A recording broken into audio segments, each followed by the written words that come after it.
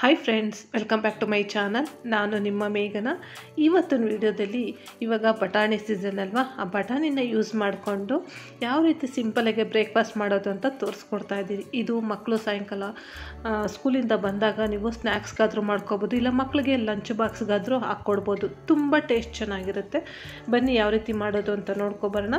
ಇಲ್ಲಿ 3 ಆಲೂಗಡ್ಡೆ ನಾನು ಬೇಯಿಸಿ ಸಿಪ್ಪೆ ತೆಗೆದಿಟ್ಕೊಂಡಿದ್ದೀನಿ. ಹಾಗೆ ಅರ್ಧ ಕಪ್ ಆಗೋಷ್ಟು ಹಸಿ ಬಟಾಣಿನ ಬೇಯಿಸಿಟ್ಕೊಂಡಿದ್ದೀನಿ. ಇದನ್ನು ಇದ್ರ ಜೊತೆಗೆ ಹಾಕ್ಕೋತಾ ಇದ್ದೀನಿ. ಹೊಸದಾಗಿ ನೀವು ನನ್ನ ಚಾನಲ್ನ ಸಬ್ಸ್ಕ್ರೈಬ್ ಮಾಡ್ಕೊಳ್ದೆ ನೋಡ್ತಾ ಇದ್ದರೆ ದಯವಿಟ್ಟು ಈಗಲೇ ಹೋಗಿ ಸಬ್ಸ್ಕ್ರೈಬ್ ಮಾಡ್ಕೊಳ್ಳಿ. ಈ ಥರ ವಿಡಿಯೋಗಳು ನೀವೇ ಮೊದಲು ನೋಡ್ಬೋದು.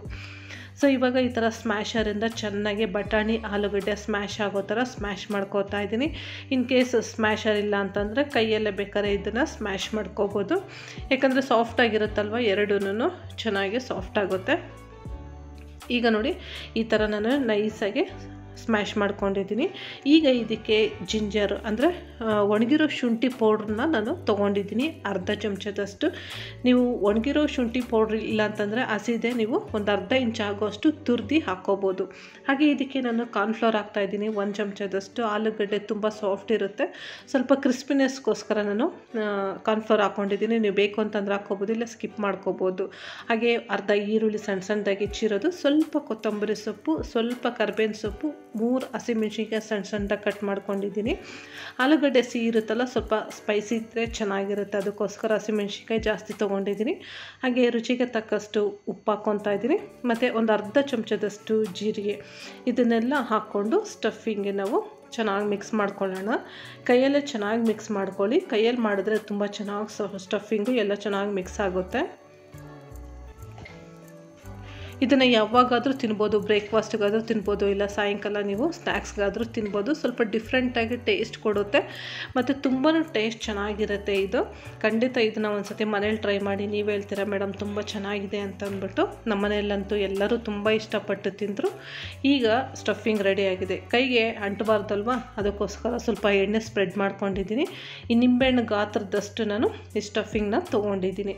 ಇದನ್ನು ತೊಗೊಂಡು ರೌಂಡಾಗಿ ಇದನ್ನು ಜಾಸ್ತಿ ಸ್ಪ್ರೆಡ್ ಮಾಡ್ಕೊಳ್ಳೋಕೆ ಹೋಗಬೇಡಿ. ವಡೆ ಯಾವ ರೀತಿ ತಟ್ಕೊತೀವಿ ಅದಕ್ಕಿಂತ ಸ್ವಲ್ಪ ದಪ್ಪ ಸೈಜಲ್ಲಿ ಇರಬೇಕು. ನೋಡಿ, ಇಷ್ಟು ಸೈಜಲ್ಲಿದ್ದರೆ ಸಾಕು. ನಾನು ಇಷ್ಟು ಎಲ್ಲ ಈ ಥರ ರೆಡಿ ಮಾಡ್ಕೊತಾ ಇದ್ದೀನಿ. ನೋಡಿ, ಇನ್ನೊಂದು ತೋರಿಸ್ತಾ ಇದ್ದೀನಿ. ನಿಮಗೆ ಯಾವ ಶೇಪಲ್ಲಿ ಬೇಕೋ ಆ ಶೇಪಲ್ಲಿ ಮಾಡ್ಕೋಬೋದು. ಇದೇ ಶೇಪಲ್ಲಿ ಮಾಡಬೇಕು ಅಂತ ಏನಿಲ್ಲ. ನನಗೆ ಇದೇ ಶೇಪ್ ಬೇಕು, ಅದಕ್ಕೋಸ್ಕರ ನಾನು ಈ ಥರ ಮಾಡ್ಕೊಂಡಿದ್ದೀನಿ. ಎಲ್ಲ ನೀವು ಈ ಥರ ಮಾಡಿಟ್ಕೊಂಡ್ಬಿಟ್ರೆ ನಿಮಗೆ ಆರಾಮಾಗಿ ಈಸಿಯಾಗಿ ಮಾಡ್ಕೋಬೋದು. ಸೊ ನೋಡ್ತಾ ಇದ್ರಲ್ಲ ಯಾವ ಸೈಜಲ್ಲಿ ಮಾಡ್ಕೊಂಡಿದ್ದೀನಿ ಅಂತ. ಎಲ್ಲ ನಾನು ರೆಡಿ ಮಾಡಿ ಇಟ್ಕೊಂಡಿದ್ದೀನಿ. ನೋಡೋದಕ್ಕೆ ಎಷ್ಟು ಕಲರ್ಫುಲ್ ಆಗಿದೆಯಲ್ವಾ, ತಿನ್ನೋದಕ್ಕೂ ಅಷ್ಟೇ ರುಚಿಯಾಗಿರುತ್ತೆ ಫ್ರೆಂಡ್ಸ್. ಈಗ ಇದಕ್ಕೆ ನಾವು ಒಂದು ಕೋಟಿಂಗ್ ಮಾಡ್ಕೊಳ್ಳೋಣ. ಕೋಟಿಂಗ್ಗೆ 1 ಕಪ್ ಆಗೋಷ್ಟು ಗೋಧಿ ಹಿಟ್ಟು, ರುಚಿಗೆ ತಕ್ಕಷ್ಟು ಉಪ್ಪು ಹಾಕ್ಕೊಂಡಿದ್ದೀನಿ, ಅರ್ಧ ಚಮಚದಷ್ಟು ಜೀರಿಗೆ, ಅಚ್ಚ ಖಾರದ ಪುಡಿ ಅರ್ಧ ಚಮಚ. ಇದ್ರ ಬದಲು ನೀವು ಚಿಲ್ಲಿ ಫ್ಲೇಕ್ಸ್ ಕೂಡ ಹಾಕ್ಕೋಬೋದು, ಅದೂ ಚೆನ್ನಾಗಿರುತ್ತೆ ಚಿಲ್ಲಿ ಫ್ಲೇಕ್ಸು. ಈಗ ಇದಕ್ಕೆ ಮೇನ್ ಟೇಸ್ಟು ಅಂತಂದರೆ ಕಸೂರಿ ಮೇಥಿ. ಇದನ್ನು ಒಂದು ಅರ್ಧ ಚಮಚದಷ್ಟು ಹಾಕ್ಕೋಬೇಕು. ಕಸೂರಿ ಮೇಥಿ ಯಾವುದಕ್ಕೆ ಹಾಕೊಳ್ಳಿ ತುಂಬ ಚೆನ್ನಾಗಿರುತ್ತೆ. ಹಾಗೆ ಒಂದು 2 ಚಮಚದಷ್ಟು ಸಣ್ಣದಾಗಿ ಹೆಚ್ಚಿರುವಂಥ ಕೊತ್ತಂಬರಿ ಸೊಪ್ಪು ಹಾಕ್ಕೊಂಡಿದ್ದೀನಿ. ಈಗ ಇದಕ್ಕೆ ಸ್ವಲ್ಪ ನೀರು ಹಾಕ್ಕೊಂಡು, ಈ ಕೋಟು ಯಾವ ರೀತಿ ಇರಬೇಕು ಅಂದರೆ ದೋಸೆ ಹಿಟ್ಟು, ಇಡ್ಲಿ ಹಿಟ್ಟು ಯಾವ ರೀತಿ ಇರುತ್ತೆ ಸ್ವಲ್ಪ ಗಟ್ಟಿಯಾಗಿ ಇರಬೇಕು.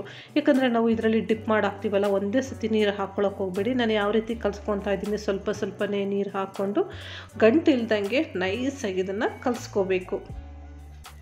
ಮೇಲ್ ಕೋಟಿಂಗ್ ಅಂತೂ ತಿನ್ನಬೇಕಾದ್ರೆ ಎಷ್ಟು ರುಚಿಯಾಗಿರುತ್ತೆ ಗೊತ್ತಾ ಫ್ರೆಂಡ್ಸ್, ತುಂಬ ಚೆನ್ನಾಗಿರುತ್ತೆ. ಈಗ ನೋಡಿ, ಕೋಟಿಂಗ್ ರೆಡಿಯಾಗಿದೆ. ಈಗ ನಾನು ಶಾಲೋ ಫ್ರೈಗೋಸ್ಕರ ಎಣ್ಣೆ ಬಿಸಿ ಮಾಡೋಕೆ ಇಟ್ಟಿದ್ದೀನಿ. ನೀವು ಶಾಲೋ ಫ್ರೈ ಆದರೂ ಮಾಡ್ಕೊಬೋದು, ಇಲ್ಲ ಡೀಪ್ ಫ್ರೈ ಆದರೂ ಮಾಡ್ಕೋಬೋದು. ಇಲ್ಲಿ ನಾನು ಶಾಲೋ ಫ್ರೈ ಮಾಡಿ ತೋರಿಸ್ತಾ ಇದ್ದೀನಿ. ಈಗ ಇದರಲ್ಲಿ ಒಂದೊಂದೇ ಡಿಪ್ ಮಾಡಿಕೊಂಡು ಶಾಲೋ ಫ್ರೈ ಮಾಡ್ಕೋಬೇಕು. ಈ ಥರ 2 ಕಡೆ ತಿರುಗಿಸಿ ಹಾಕ್ಕೋಬೇಕು ಕೋಟಿಂಗು. ನೋಡಿ ಯಾವ ರೀತಿ ಮಾಡ್ತಾಯಿದ್ದೀನಿ. ಈ ಥರ ಅದರಲ್ಲಿರೋ ಡ್ರಾಪ್ಸ್ ಎಲ್ಲ ನೀಟಾಗಿ ಬಿಡುತ್ತಲ್ವ, ಆ ಥರ ನಾವು ನೀಟಾಗಿ ಹಾಕ್ಕೋಬೇಕು. ನೋಡಿ, ಇವಾಗ ಈ ಪ್ಯಾನಲ್ಲಿ ಎಷ್ಟು ಇಡಿಸುತ್ತೋ ಅಷ್ಟು ಹಾಕ್ಕೊಂಡಿದ್ದೀನಿ. ಸೊ ಆದಷ್ಟು ಮೀಡಿಯಮ್ ಟು ಲೋ ಫ್ಲೇಮಲ್ಲೇ ಇಟ್ಕೊಂಡು ಇದನ್ನು ಶಾಲೋ ಫ್ರೈ ಮಾಡ್ಕೋಬೇಕು. ಸೊ ಇವಾಗ ಒಂದು ಕಡೆ ಸ್ವಲ್ಪ ಲೈಟಾಗಿ ಇದು ಶಾಲೋ ಫ್ರೈ ಮಾಡ್ಕೊಂಡಿದ್ದೀನಿ. ಈಗ ಒಂದೊಂದಾಗಿ ನಿಧಾನವಾಗಿ ತಿರುಗಿಸಿ ಹಾಕ್ಕೋಬೇಕು. ಸ್ಟಫಿಂಗ್ ಅಲ್ವಾ, ಸ್ವಲ್ಪ ನಿಧಾನವಾಗಿ, ಆದಷ್ಟು ಎಷ್ಟು ನಿಧಾನ ಆಗುತ್ತೋ ಅಷ್ಟು ನಿಧಾನವಾಗಿ ಇದನ್ನು ನಾವು ಮೆತ್ತಿಗೆ ತಿರುಗಿಸಿ ಹಾಕ್ಕೋಬೇಕು.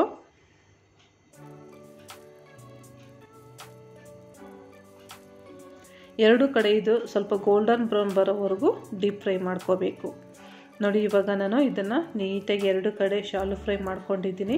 ಈ ಕಲರ್ ಬಂದರೆ ಸಾಕು, ಯಾಕಂದರೆ ತುಂಬ ಸೀಸಕ್ಕೆ ಹೋಗಬೇಡಿ, ಇಷ್ಟು ಕಲರ್ ಬಂದರೆ ಸಾಕು. ಯಾಕಂದರೆ ಒಳಗಡೆ ಸ್ಟಫಿಂಗು ಸಾಫ್ಟಾಗಿರುತ್ತೆ, ಸ್ವಲ್ಪ ಕ್ರಿಸ್ಪಿನೆಸ್ಗೋಸ್ಕರ ನಾನು ಇಷ್ಟು ರೋಸ್ಟ್ ಮಾಡ್ಕೊಂಡಿದ್ದೀನಿ. ಇಷ್ಟು ರೋಸ್ಟ್ ಮಾಡ್ಕೊಂಡ್ರೆ ಒಳಗಡೆ ತಿನ್ನೋದಕ್ಕೆ ತುಂಬ ಚೆನ್ನಾಗಿರುತ್ತೆ. ಸೊ ನೋಡಿದ್ರಲ್ಲ, ಇವತ್ತಿನ ವೀಡಿಯೋದಲ್ಲಿ 3 ಆಲೂಗಡ್ಡೆ, ಒಂದು ಅರ್ಧ ಕಪ್ ಬಟಾಣಿಯಿಂದ ಯಾವ ರೀತಿ ಈಸಿಯಾಗಿ ಬ್ರೇಕ್ಫಾಸ್ಟ್ ಮಾಡ್ಕೊಳ್ಳೋದು ಅಂತ. ಈ ಹೊಸ ಥರ ಬ್ರೇಕ್ಫಾಸ್ಟ್ ರೆಸಿಪಿ ನಿಮ್ಗೆ ಇಷ್ಟ ಆದರೆ ದಯವಿಟ್ಟು ಲೈಕ್ ಮಾಡಿ, ನಿಮ್ಮ ಫ್ರೆಂಡ್ಸ್ಗೆ ಹೆಚ್ಚು ವಾಟ್ಸಪ್ಪಲ್ಲಿ ಎಲ್ಲದರಲ್ಲೂ ಇನ್ಸ್ಟಾಗ್ರಾಮಲ್ಲಿ ಶೇರ್ ಮಾಡೋದು ಮಾತ್ರ ಮರಿಬೇಡಿ. ನೀವು ನಾಳೆನೇ ಟ್ರೈ ಮಾಡ್ತಿರಲ್ಲ, ಟ್ರೈ ಮಾಡಿ ಹೇಗೆ ಬಂತು ಅಂತ ದಯವಿಟ್ಟು ನನಗೊಂದು ಕಮೆಂಟ್ ಹಾಕೋದು ಮಾತ್ರ ಮರಿಬೇಡಿ. ಹಾಗೆ ಹೊಸದಾಗಿ ನನ್ನ ಚಾನಲ್ನ ನೋಡ್ಕೊತಾ ಇದ್ದರೆ ಈಗಲೇ ಹೋಗಿ ಸಬ್ಸ್ಕ್ರೈಬ್ ಮಾಡ್ಕೊಳ್ಳಿ.